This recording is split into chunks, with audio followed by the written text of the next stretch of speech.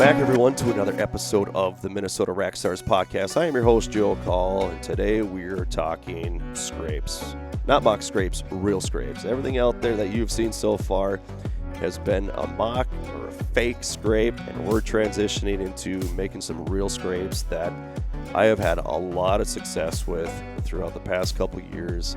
And there's a lot of different strategies that go into making scrapes, and I'm going to talk to you about my strategy and how I utilize scrapes in my, toolbox or tricks to help in many different ways. So that's what's on store for today, or in store for today, on tap, whatever you want to say. But yeah, it's that time of year where you need to start thinking, making your scrapes, real scrapes, not mock scrapes, real scrapes. And like I said, that's what we're going to talk about today. I hope you guys are having a great start to your day. And let's not BS here. Let's crank things up and let's get going to the podcast. Hey, welcome back, everyone. Happy to be back with you here again on the Minnesota Rackstars Podcast. And before we get going, I just wanted to point out a few things, and that is just giving you guys a shout out, all you listeners out there, and those of you who are subscribing and liking all of our content. I've been putting a few more reels and videos out on social media, whether it's YouTube or Facebook, Instagram, TikTok, all those things. And getting good views on there, and just appreciate all you guys' support doing this. It is early in the morning here, and I thought, you know what, let's get after and do a podcast on some content that is relative to right now in the hunting world, and we're going to get into that here in just a little bit. But yeah, I just want to give a shout out to all you guys who follow us on our social media platforms, because it is difficult to get out our content. It's interesting to watch the analytics on our side of things here. Just watching when it reaches that threshold, things start to shut down sometimes. And one message that I got on Facebook the other day was, your content is no longer being recommended to other people on Facebook because of the content that you put out. So it's like, well, whatever. It is what it is. And I know we have our followers out there that watch and share all of our content that we put out there for people to see. And our job here with the Minnesota Rackstars Podcast and YouTube channel and social media platforms is to help educate, and that's what we're going to be doing today, is doing a little educational podcast here with some relative content to what's happening right now and what you should be doing out in the field. So thanks to all you guys who follow us and support us, because the support isn't there from social media platforms. There's no doubt about it, but we're just going to keep working through it and keep putting content out there, because that's the type of person I am. You tell me I can't do it, well, I'm going to try to do it and see what happens. And if I fail, I don't care. I failed plenty of times before and I'm not afraid to fail again. So and that kind of leads us right into our first topic here, is just kind of giving you an update on the no-till food plot that I did, planting beans and corn into my field. And I was looking at the germination last night when I got home, and the spot that I planted where the ground was moist, and I was able to get seed in the ground. If it wasn't in the ground, it was pressed into the ground because the ground was soft enough where the packing wheels were able to get the seeds down into the ground. Getting pretty good germination there. The other spot where it was dry, not so much. See a lot of seeds on top of the ground, but we've had so much moisture that actually the seeds that are sitting on top of the ground are actually sprouting, and I can see the sprout coming out of the seed. It's just that the seed's sitting there on top of the ground. So, just note to self and to all of you out there, if you're going to be experimenting with a no-till drill, make sure you plant right after a good rain, not in soup, but I mean, maybe in soup will work, but you're going to be rutting up your field a little bit. Here, the ground was just moist enough where the cutting blade was able to get into the ground good enough, and the planting discs were able to get into the ground and get that seed either into the ground or pressed into the ground with the packing wheels. So just keep that in mind moving forward with no-till drills. Also, I was able to get out there and spray. Obviously, the weeds in my field have gotten away a little bit. They were fairly tall when I sprayed, so it's taken a little bit for those guys to break down. I highly anticipate that I'll have to go out there and do another spraying, before I cut her loose and let her go for the rest of the year. But spraying is just, I don't know, something I don't enjoy doing, but it's something you have to do if you want to get a crop of anything. And that's just the nature of the beast, right? And there was a couple times I thought I could get around it, and for some reason, I don't know. Obviously, it didn't work, but for some reason, I thought, you know what, maybe this will work if I just, let it go and it'll shade out the weeds and the weeds won't take over. Well, baloney. You need to control those weeds, otherwise you're not going to get any crop of anything whatsoever. So you got to keep that in mind. When you're planting, that spraying is something you need to do. There's no doubt about it. There's no getting around it. There's no cheat code to growing crops and not maintaining the weeds that are trying to get up. So that was kind of just, I don't know, things that I've done here this last week pertaining to my food plot and prep and all that good stuff. So yeah, happy with the front portion of my field that's starting to grow up. The back portion, I might be either replanting that or waiting till later on this fall here and maybe do some type of brassica blend or something from Domain. Maybe even turn into a little clover plot as well. We'll see. But yeah, that's where we're at right now. Just kind of thinking ahead here. One thing I really need to start doing is get my bow out and start shooting. And one of the thoughts I had in my head for this year was getting my daughter a bow too. So give me somebody to shoot bow with and keep me motivated to get back out there and keep practicing, because that is key. You don't want to pull that bow out of the bow case when it's a week before season and something happened to it, or you're just not doing your due diligence when it comes to practicing and making sure you're at your best when it comes time to perform when you're out in the woods and there's a big boy walking in, or a doe, or whatever it is that you're hunting. So yeah, that's definitely something that I need to get after. And once you know it, there's just always something going on, right? Last summer, it was our geothermal unit went out. The transmission of my wife's vehicle went out, and I was going to get a new bow. Well, this past week, our wash machine goes out. Our dryer's making noises that I don't want to hear right now. So that's something we had to purchase here recently. And yeah, we'll see if I get a new bow. I was thinking about putting in for antelope this year.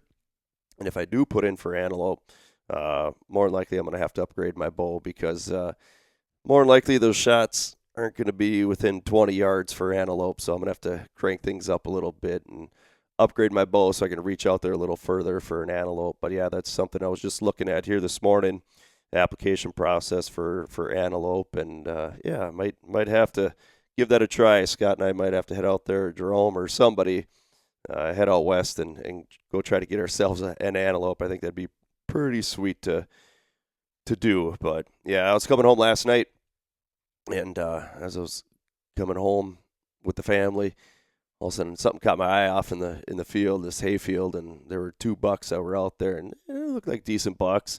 They were working their way out towards their ears, and I would assume the bigger bucks right now, you can really tell that they're going to be a good buck. But these guys here, I don't know, I would say they're probably 2 and 3 year old bucks they're out in the field. So that kind of got me fired up. Almost time to deploy the trail cameras. I haven't had any out. Actually, I have a couple out that are not sending pictures that I just haven't turned off. They're actually hooked up to a solar panel, and I've talked about this before. If you're not using solar panels on your trail cameras, you're spending a lot of money on batteries. I've had cameras out of state, in state, that I've ran on solar panels, and as long as an animal doesn't rip the cord out or do something to your camera, usually for the most part, or if your solar panel doesn't go to crap on you, those trail cameras will continue to take photos. And I know I have a couple, actually 3 of them going right now that aren't sending any pictures to me. They're not on a cell plan or anything. They're just taking pictures, hopefully. And I got to get out there and check those cameras here pretty soon and get those, I don't know, in working order if they're not, I guess. So, yeah, it's about that time. And like I said, I saw those bucks. I'm getting fired up to put out trail cameras to see what's out there. But that'll be coming around here in July is when I usually end up putting those guys out and switching them to cell mode and get fired up to see what's out there. And I don't know, the spots that I kind of like putting my cameras this time of year, usually on field edges. And then also leading us into our topic for this week, scrapes. That's the one spot I really love to put a trail camera. Actually, the other day I was mowing in between my pine trees and actually knocked down my clover plot. That was a disaster. That clover plot, it was Hot Chick from Domain, and we've had, I don't know, pretty good growing conditions here to start the spring/summer. We've been getting hit with a decent amount of rain here as of lately, and that clover, alfalfa, chicory that was in there. I think I even put some comeback kit in there with it. But anyways, yeah, I would say it was about 2.5, 3 feet tall. And I actually took my lawnmower, which is a commercial grade lawnmower, and I took it out there and I mowed all that clover down. And I had to stop the deck a couple times to let the mulch clear out from underneath the deck because it was getting plugged up a little bit. But I got her mowed down, and we ended up getting a couple rains after that. But yeah, it was funny that I was out there and mowing this, and then all of a sudden I look off to the side on the edge of a field, and I'm like, dang, there's a scrape that's opened up already. You could see the fresh tracks in it, and dirt was worked up already, and that got me thinking, like, hey, I got to get some cameras going here pretty soon on some scrapes. But that's kind of our topic today of, I don't know, our podcast, I guess, is when to put out scrapes, how to do it, all that stuff. And we're going to kind of dive into that and the strategy that I use that not only is most efficient for capturing deer on trail camera and all that stuff, but most cost efficient because, I don't know, right now, just living in the world that we live in right now, you see so many people out there just trying to make a buck, right? No pun intended there, but just trying to make a dollar and listen to all these different podcasts. I listen to a ton of podcasts, and I'm on social media looking at different, things out there. And one of the things that I kind of started experimenting with a couple years ago were vine scrapes, and I just have had so much success with these vine scrapes. It's absolutely crazy.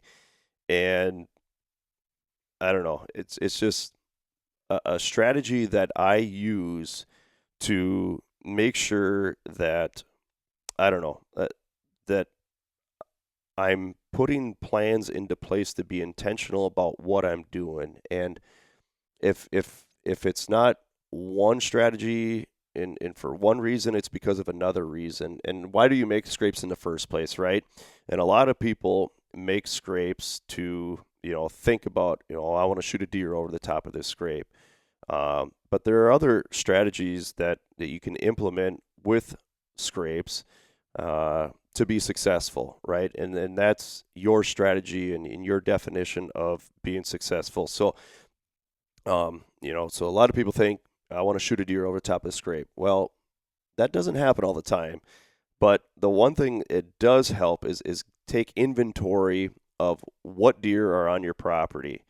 And that's one thing, or one strategy that I really use, is to take inventory of what's on my property. Because if I'm taking inventory on a particular property of what deer are out there, if I'm not really seeing the caliber of deer that I really want to go after, I'm going to stay out of there. And that's the strategy that I use. If I'm not seeing a deer that I really want to hunt, I'm staying out of there, and I'm leaving that property somewhat of a sanctuary to hopefully help those deer get to that next age class. So that's one strategy that I have implemented on my property, just to, I don't know, help me be more successful in the future, hopefully, right, when it comes to hunting. But it's that inventory process. Also, another thing is I want deer coming over to my property, if I'm not going to be out there, to, I don't know, like, get them, or not get them away, but keep them from being harvested by other people. So, and I know there's kind of that selfishness side of it, but I tell you what, just because, let's say this buck here is coming over to my property, and it likes the bedding that's on my property, and it hangs out by that scrape, and whatever, makes it to that next age class. That doesn't mean that I'm going to kill that deer next year. Maybe my neighbor kills that deer the following year, and good for them. It is what it is. It's just the nature of the beast. You're not going to keep every deer on your property, especially when you own small parcels. It's just not going to happen. But at least I gave myself a chance to harvest that deer the following year when it got to the age class that I maybe wanted to target. So is it somewhat selfish? Yeah, but I'm okay with what happens if it gets shot by the neighbor or gets shot 4 miles down the road. I'm realistic, right? I'm optimistic, but I'm realistic. And that's where you need to, try to look at things when it comes to hunting where people just are unrealistic, I guess, and think that, I'm going to try to hold this deer on my 20 acres. Well, that happens once in a great while, but the odds are more likely that deer's traveling a long ways, and you just want to try to stack those odds in your favor a little bit. And that's the fun of hunting, right? And the strategy that goes into all of this. It's, will this work? And you give it a try. And if it works, great. If it doesn't, all right, we'll try something different the next time. Just like my food plot, right? Planted it out there when the ground was moist versus not moist. And now I'm seeing the side effects of it. So that's something to keep in mind. But those scrapes can be such a magnet for so many different reasons. And the biggest reason is that's their communication hub, right? Scrapes are a form of communication, and you see that. I've been running my trail cameras on video mode for the past couple years, and it's amazing to see what these deer do around these scrapes, and it's an opportunity. If you look at it in people's terms, these scrapes are like bars. Back in the day, dance floors, dance rooms, whatever. It's a place for deer to go to communicate, to see if another deer's around there. To go out there, for the bucks to flex their muscles. You don't know how many videos I have, and just watching deer come into those scrapes and watching their behavior change, or what they're demonstrating when they walk near that scrape, whether it's fawns, does, or bucks. I have seen aggression out of all of them. And that's what's cool. And that tells me that there's something going on here that I need to continue to implement, because these deer are acting in a different way than they normally do. So it's really cool to see. I've seen fawns fighting each other off. I've seen does rearing up on their back legs, trying to get the other does out of that area. I've seen bucks fighting. It's funny. All of a sudden, I'd have one buck over by the scrape, and another one comes running in, and that one leaves, and then boom, that buck's hitting the scrape. This last year, actually, it was, I want to say, late February, and I had a group of bucks show up. I don't know, I think it was late February. Yeah, it was late February, and I had a group of bucks show up to that scrape, and all of a sudden, I was sitting there watching, and there's a decent buck on there, a couple smaller bucks, and another decent buck, and all of a sudden, you start seeing these bucks sparring. I'm like, man, that'd be cool if one of them lost their antlers there. Well, that next morning, a picture came through, and I was looking at that spot where those bucks were fighting, and sure enough, I could see an antler laying in the snow.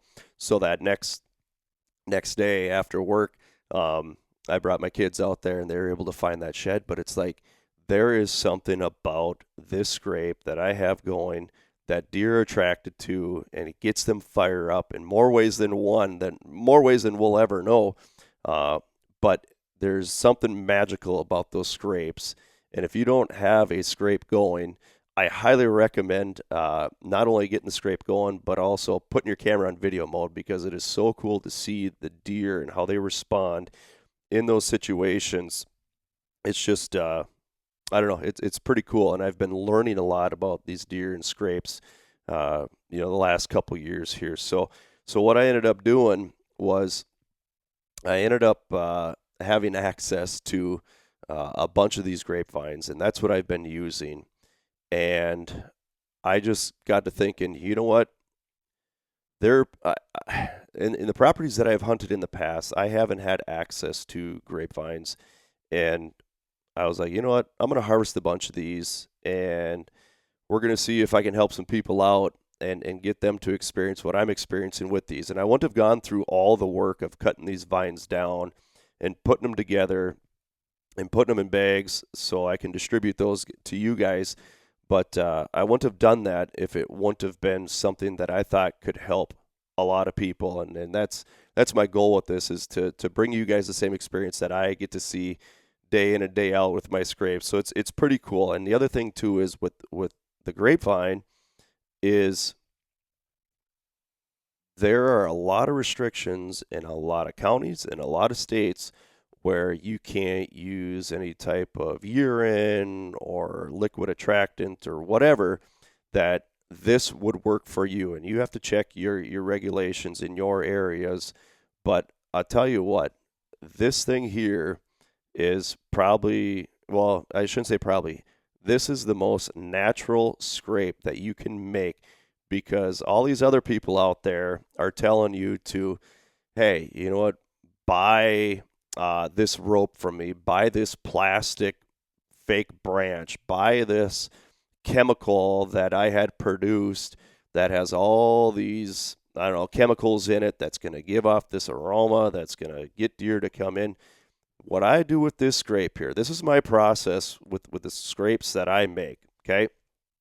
First of all, I hang the vine on a branch, overhanging branch, and I get that vine to come down somewhere around chest high, and I'm about 6 foot tall. So it's hanging off the ground there. And then I take my weed whip and I clear away all the debris. And then I take, whether it's a shovel or whatever, and I work that soil up as much as I can. And then after that, I take a leak in there. That's what I do. Okay? So I have the vine.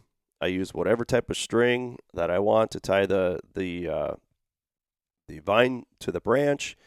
I work up the ground and I take a leak in it. And that is my scrape right there. And all it takes is one deer to come in there, and now you have an all natural scrape. It's not a fake scrape like all these other people out there that are making all these fake scrapes.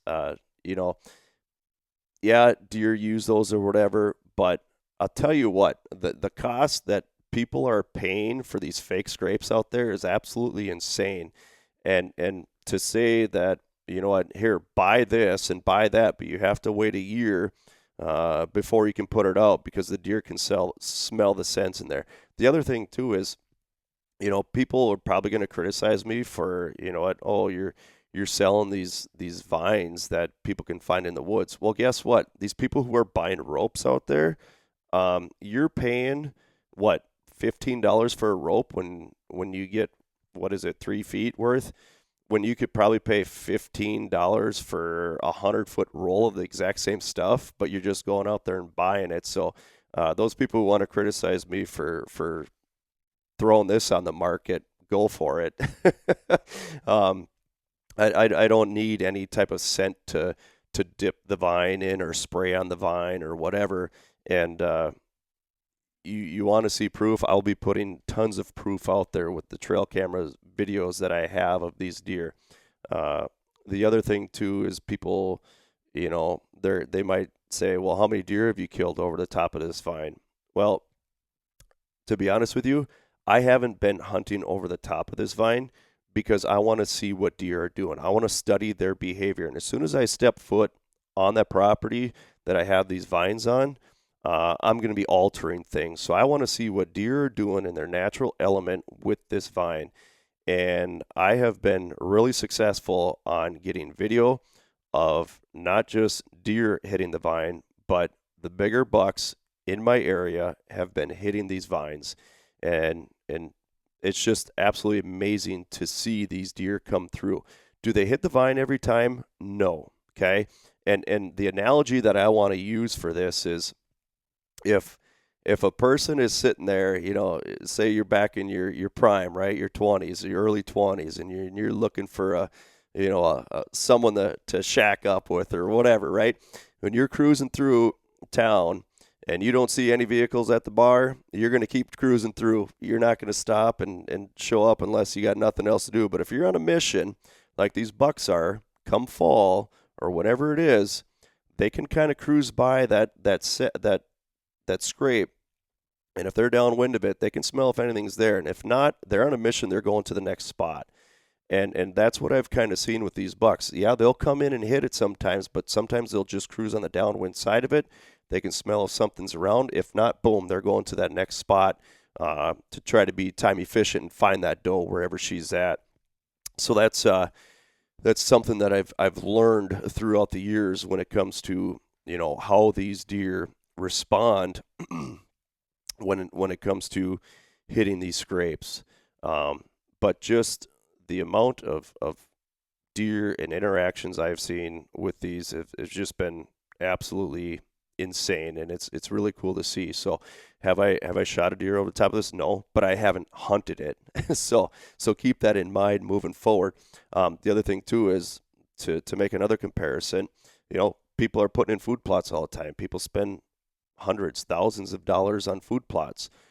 Is it always on your food plot where you're killing your deer, or is that part of your strategy, just like this scrape, to help deer stay on your property or help deer get through to the next stage class or whatever it is? It's all part of your strategy. It's not always about killing the deer in that spot.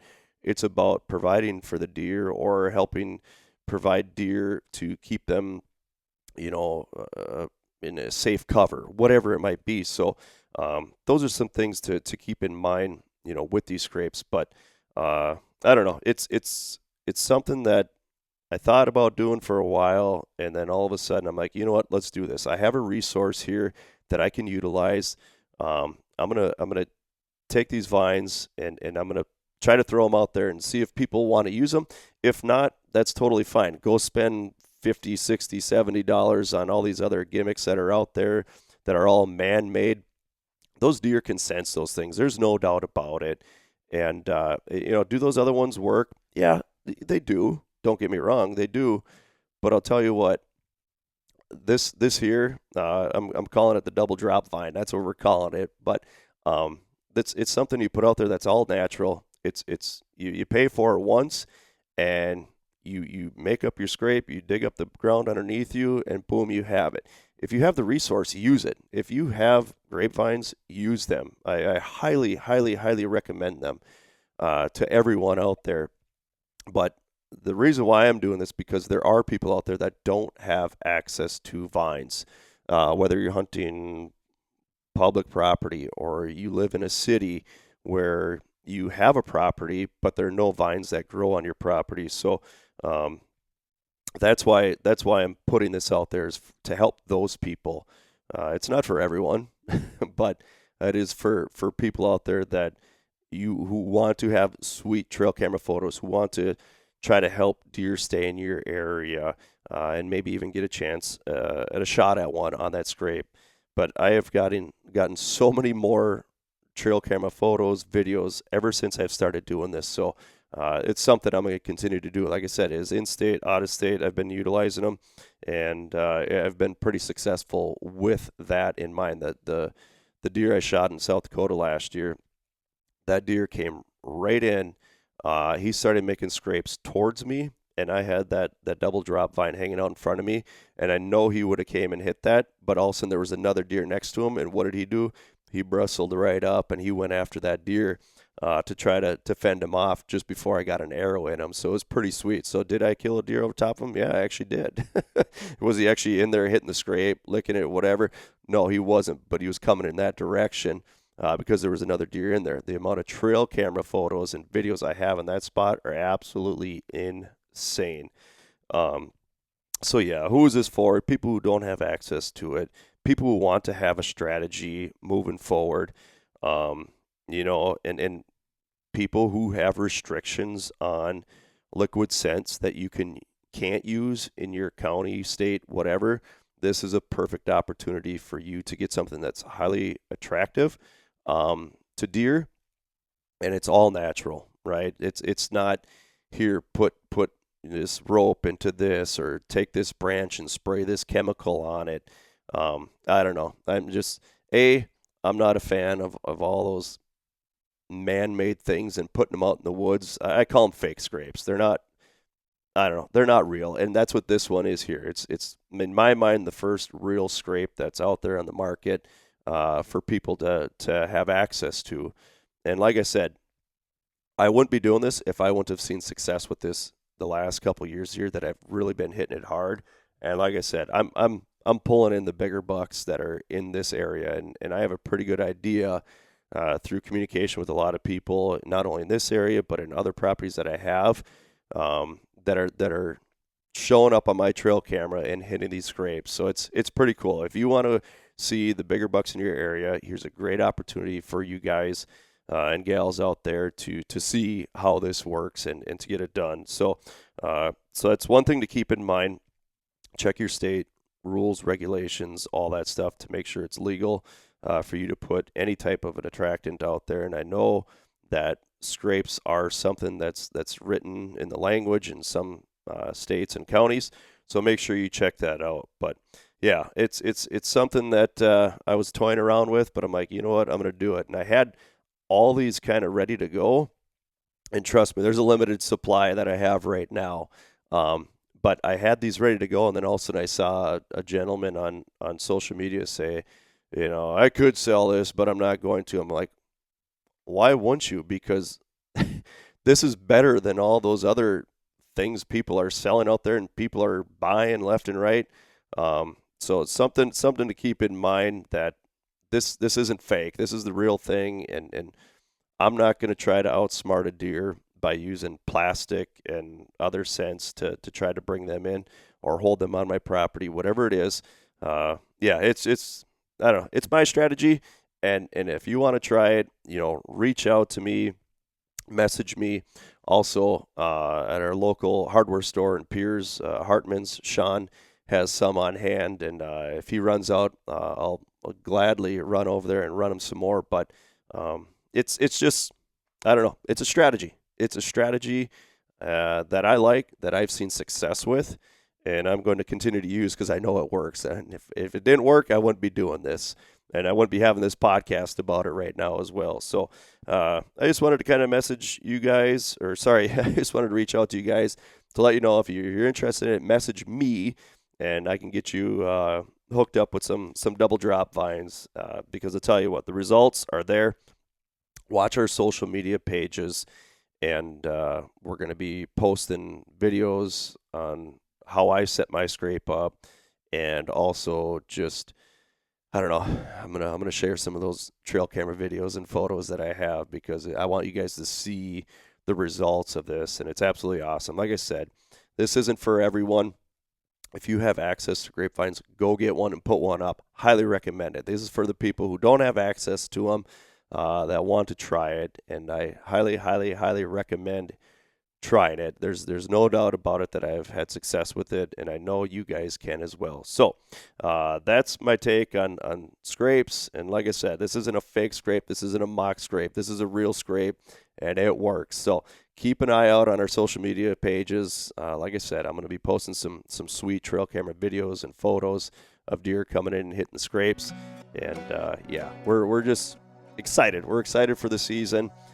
This is the time of year to get those scrapes going, and I want you guys to check out what we have for you guys. And like I said, hope you guys are having a great day.